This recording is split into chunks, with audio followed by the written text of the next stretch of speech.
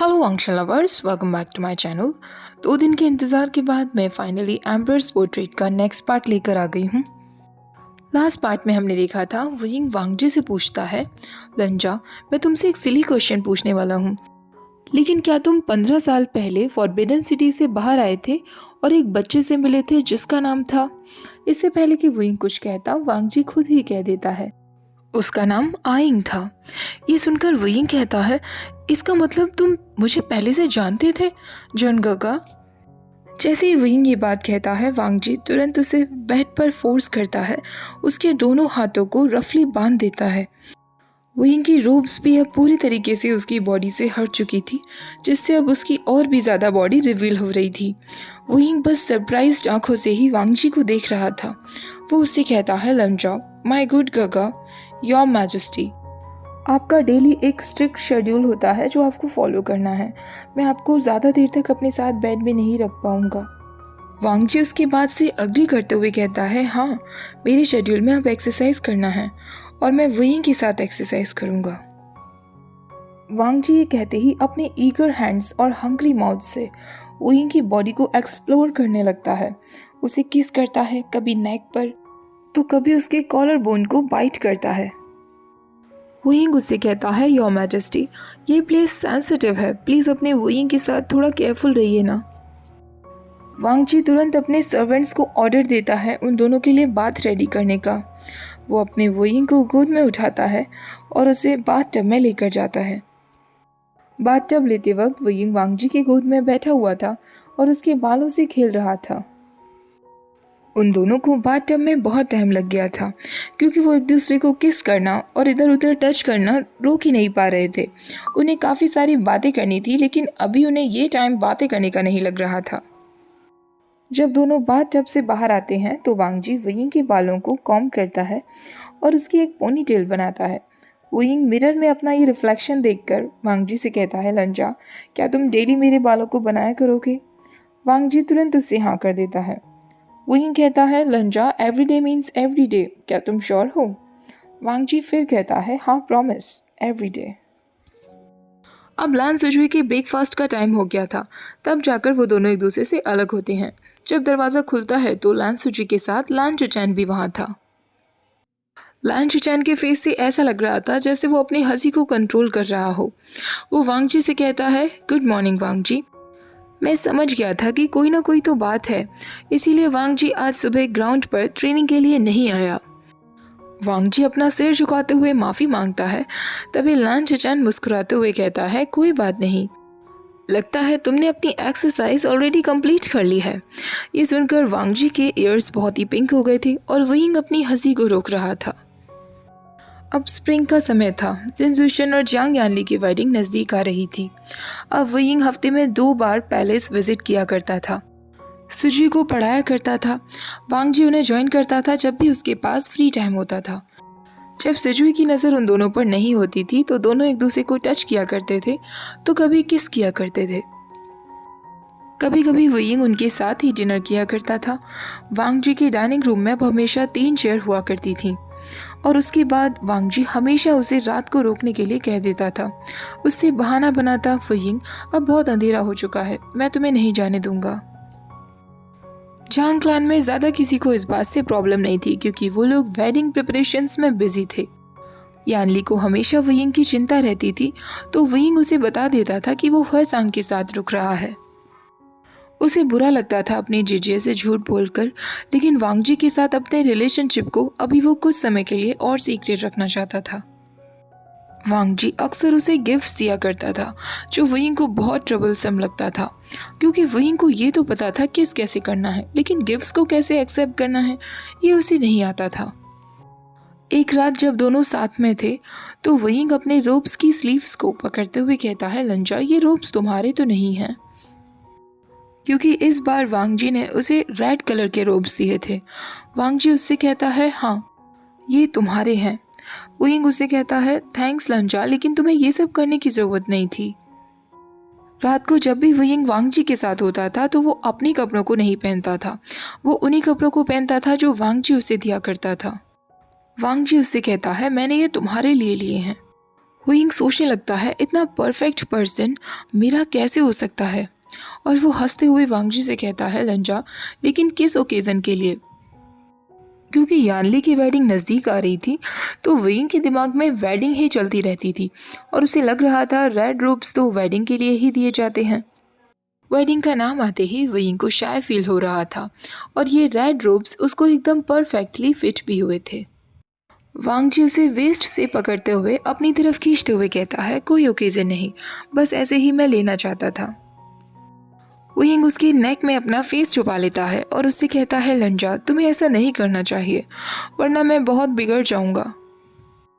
मुझे ये सारे ट्रीटमेंट की आदत हो जाएगी और मैं हमेशा तुमसे ये एक्सपेक्ट किया करूंगा।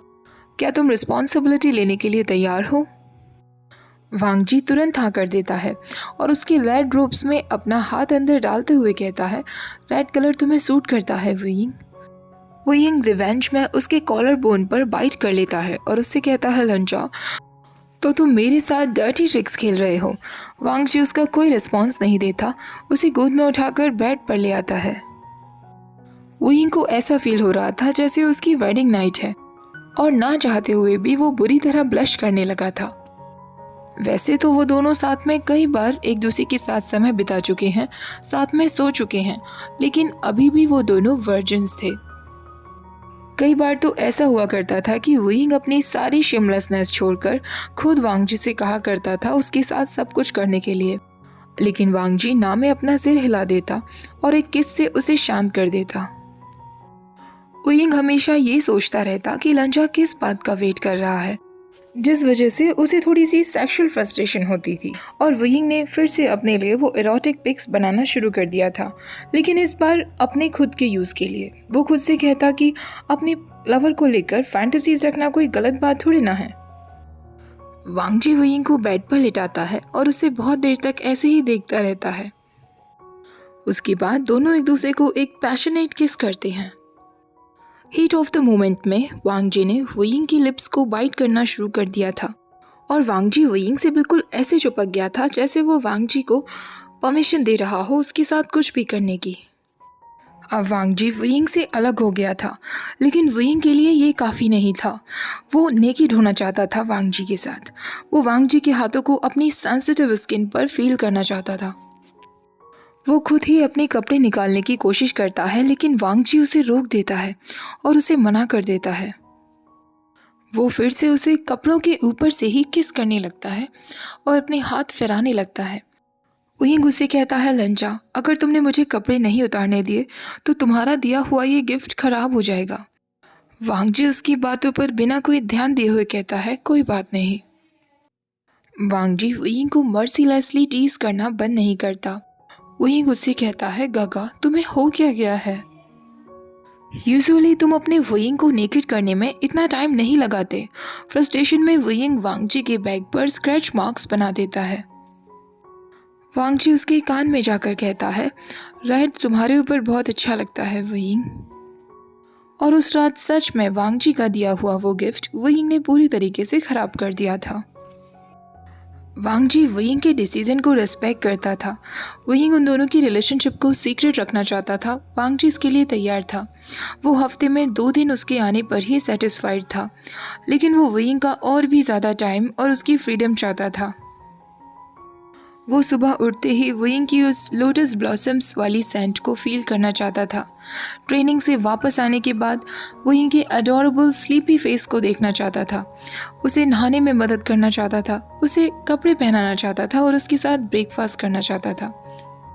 वांगजी वो सब कुछ चाहता था जो वेइंग उसे देने के लिए तैयार है। वांगजी शिचान से इस बारे में बातें कर रहा था तो शिचान उससे कहता है, वैसे वेइंग ने तुम्हें पहले प्रपोज किया था। वांगजी नाम में सिर हिलाते हुए कहता है, वेइंग उस वक्त एक बच्चा था और उसने मुझे प्रपोज नहीं किया था। शिचैन कहता है, तुम सही कह रहे हो वांगजी, कल्टीवेशन पार्टनर्स के बीच जो रिश्ता होता है वो एक मैरिड कपल के रिश्ते से भी ज़्यादा इंटीमेट और रोमांटिक होता है।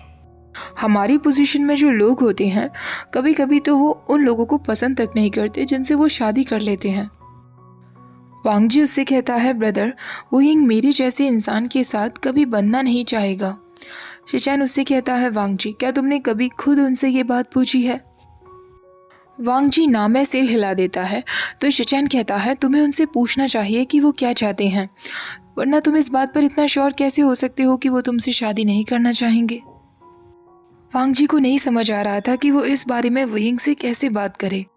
ये बातें करने की वजह से कहीं उन दोनों के बीच में जो कीमती रिश्ता है वो खराब ना हो जाए। वांग जी शिचैन से कहता है अभी बहुत जल्दी हो जाएगा, लेकिन मन में वो खुद से कह रहा था वे वुशिन क्या चाहता होगा। क्या उसके दिमाग में कभी आया होगा कि वो एम्परर लामवांग जी से शादी करे। ये सुनकर शिचैन कहता है फादर ने मदर से मिलने के बाद 1 हफ्ते के अंदर अंदर उनसे शादी कर ली थी। उनके कंपैरिजन में तुम तो अपने रिश्ते में एक स्नेल की तरह रेंग रहे हो वांग जी। वांग जी कहता है ब्रदर, लेकिन वुयिंग को आज़ादी पसंद है। उसे अपनी लाइफ इस पैलेस में मेरे साथ एक बाउंडेशन की तरह तो नहीं लगेगी ना। शिचैन उससे कहता है वांग जी, क्या तुम उन्हें जिंदगी भर के लिए इस पैलेस में लॉक करने का सोच रहे हो। वांग जी कहता है कभी नहीं। शिचैन कहता है फिर प्रॉब्लम क्या है। वांग जी कहता है शायद वो मुझसे शादी नहीं करना चाहेगा। शिचैन कहता है वांग जी तुम क्या चाहते हो। वांग जी कहता है मैं तो उसके साथ रहना चाहता हूँ हमेशा के लिए, एक फैमिली की तरह। तो शिचैन कहता है फिर उसे बता दो वांग जी, वो कभी तुमसे ना नहीं कह पाएगा। दूसरी तरफ वुयिंग 5वीं बार जांग यानली को अपने वेडिंग आउटफिट्स को ट्राई करते हुए देख रहा था। वुयिंग की नज़रों में जांग यानली हमेशा से बहुत ब्यूटीफुल लेडी थी। पास ही में जंगचा वहाँ बैठा हुआ था जो ये सब कुछ देख देख कर बोर हो गया था। एम्पर की परमिशन लेकर वो छुट्टी पर था और युनमक वापस आ गया था अपनी शिजे की शादी को अटेंड करने के लिए, लेकिन वो अपने लंजा को बहुत मिस कर रहा था। वेडिंग सेलिब्रेशंस में कितना ज़्यादा काम करना पड़ता है वुयिंग ने ये एक्सपीरियंस कर लिया था और उसने डिसाइड कर लिया था कि जब वो शादी करेगा तो वो एक छोटी सी ही सेरेमनी करेगा या वो बस भाग ही जाएगा। हालांकि उसे अभी ये तो पता ही नहीं था कि उसकी शादी कब होगी। उसने बहुत कोशिश की कि वो अपनी और लानवांग जी की शादी के बारे में सोचने की कोशिश ना करे, पर वो हमेशा फेल ही रहा। उसे हमेशा लगता था कि ये इम्पॉसिबल है कि लानवांग जी उससे शादी करेगा, क्योंकि वो एक अनाथ लड़का है, उसके पास कुछ नहीं है। और दूसरी तरफ लानवांग जी एक एम्परर है। अगर लानवांग जी ऐसा करता है तो उसकी रेपुटेशन पर बहुत असर पड़ेगा, लोग उसके बारे में बातें बनाएंगे। वो वांग जी के साथ हमेशा रहना चाहता है, लेकिन वो ऐसा कुछ नहीं चाहता जिससे वांग जी की रेपुटेशन डैमेज हो जाए। उसने ऑलरेडी इमेजिन कर लिया था कि लोग हंगुन जुन के बारे में मार्केट में कैसी गॉसिप्स किया करेंगे। कोई कहेगा मैं विश्वास ही नहीं कर सकता कि एम्परर एक कट स्लीव है। अब समझ आया कि उन्होंने क्यों इतनी सारी ब्यूटीफुल यंग लेडीज़ को मना कर दिया था। हमारे नोबल और वाइज हंगुन जुन को इस फॉक्स वे वुशियन ने पता नहीं क्या कर दिया है। अब हंगुन जुन इस लायक नहीं कि वो हमारे एम्परर बने रहें। ये सब इमेजिन करते वक्त वुयिंग का मूड अचानक से बहुत ख़राब हो जाता है। शिजे ये बात नोटिस करती है। यानली उससे कहती है आशिन क्या हुआ। वुयिंग स्माइल करते हुए कहता है कुछ नहीं जीजिए, मुझे लेकर आप अपना मूड ख़राब मत करिए। अभी जंगशा कहता है इसने ज़रूर बहुत ड्रिंक कर लिया होगा। वुयिंग कहता है मैंने बस एक जार लिया था एम्पर स्माइल का। दोनों इसी बात पर झगड़ रहे थे तभी यानली कहती है आशिन आचंग, पता नहीं अब हम तीनों साथ साथ कब मिलेंगे, क्या हम तीनों एक दूसरे की कंपनी को एंजॉय नहीं कर सकते। यानली की बातें सुनकर दोनों एकदम शांत हो जाते हैं। कुछ दिनों बाद जांग यानली और जिन जुशन की शादी का समय था। दूर दूर से काफ़ी लोग वहां आए हुए थे। हंगुन जुन और जेवू जुन भी वहां मौजूद थे। वुयिंग अपने लवर को बहुत दूर से ही देख रहा था और मन ही मन उसकी ब्यूटी की प्रशंसा कर रहा था। वुयिंग का तीसरा या चौथा कप होगा उसकी वाइन पीने का, और दूसरी तरफ वांग जी एकदम परफेक्टली स्ट्रेट बैठा हुआ था, वो सिर्फ टी पी रहा था। पास ही में उसके पास वैसांग बैठा हुआ था जो कह रहा था हंगुन जुन सच में एक पियरलेस ब्यूटी है।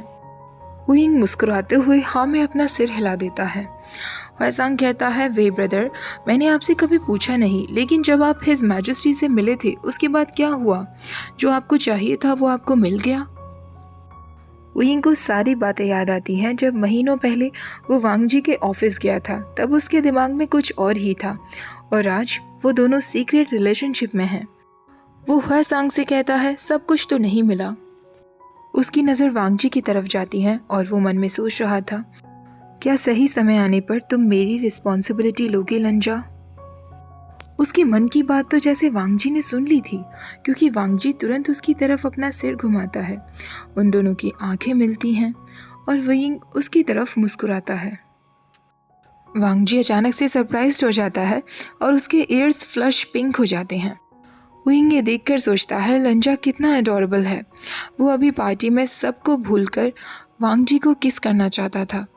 वो अपने हाथ में रखे वाइन के कप को उठाता है और वांगजी को सैल्यूट करता है। जब तक उसने अपनी वाइन कंप्लीट की थी और कप को नीचे रखा था, वांगजी लैंशचैन से कुछ बातें करता है और तुरंत वहाँ खड़ा हो जाता है।